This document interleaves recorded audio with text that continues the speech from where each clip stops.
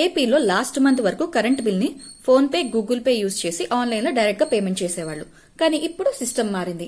అది ఈజీగా ఇంట్లో ఉన్న మహిళల దగ్గర నుంచి పెద్దవాళ్ల వరకు కూడా మీ సేవకి వెళ్లే పని లేకుండా ఈజీగా యాప్ లోనే ఎలా పేమెంట్ చేసుకోవాలో క్లియర్ గా ఎక్స్ప్లెయిన్ చేస్తాను. వీడియోని లాస్ట్ వరకు చూడండి. ఏపీలో విద్యుత్ సంస్థలకు 3 స్కీమ్లు ఉన్నాయి. APCPDCL, APSPDCL, APEPDCL. ఏపీసీపీడీసీఎల్ అంటే సెంట్రల్ పవర్, ఏపీఎస్పీడీసీఎల్ అంటే సదరన్ పవర్, ఏపీఈపీడీసీఎల్ అంటే ఈస్టర్న్ పవర్. ఏపీసీపీడీసీఎల్ కింద కొన్ని జిల్లాలున్నాయి.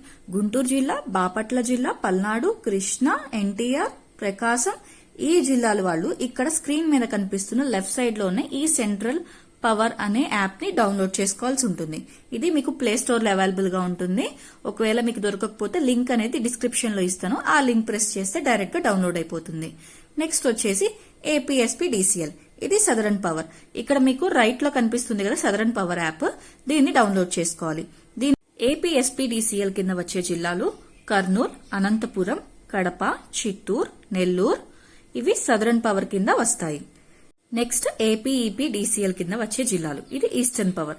శ్రీకాకుళం, అల్లూరి సీతారామరాజు, విజయనగరం, పార్వతీపురం, మన్యం, విజయనగరం, అనకాపల్లి, విశాఖపట్నం, ఈస్ట్ గోదావరి, కోనసీమ, ఏలూరు, వెస్ట్ గోదావరి. ఇవి ఈస్టర్న్ పవర్ కిందకి వస్తాయి. స్క్రీన్ మీద మిడిల్ లో కనిపిస్తున్న ఈ ఈస్టర్న్ పవర్ అనే యాప్ ని ప్లే స్టోర్ లో డౌన్లోడ్ చేసుకోవాలి. ఒకవేళ మీకు దొరకకపోతే లింక్ అనేది డిస్క్రిప్షన్ లో ప్రొవైడ్ చేస్తాను, అక్కడికి వెళ్లి డౌన్లోడ్ చేసుకోండి. ఇప్పుడు ఎగ్జాంపుల్ గా ఈస్టర్న్ పవర్ యాప్ లో బిల్ ని ఎలా పే చేయాలో నేను మీకు చూపిస్తాను.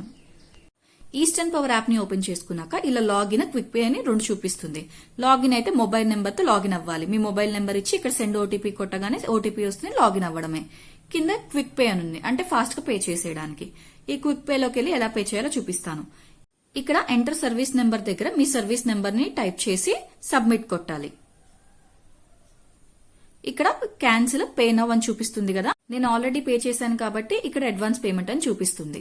చూసారు కదా, ఇలాగా మీ నేమ్, మీ బిల్ డేట్, డ్యూ డేట్ ఇలాగ అన్ని చూపిస్తుంది. అక్కడ మీ మొబైల్ నెంబర్ అండ్ నాది అడ్వాన్స్ పేమెంట్ కాబట్టి ఇక్కడ ఎంటర్ అమౌంట్ అని చూపించింది. లేదంటే మీ కరెంట్ బిల్ అయితే ఎంత అమౌంట్ ఉంటుందో అంత అమౌంట్ చూపిస్తుంది. ఇక్కడ మీ మొబైల్ నెంబర్ ఇచ్చేసుకున్నాక పే నౌ అని క్లిక్ చేయగానే ఇట్లా చూపిస్తుంది.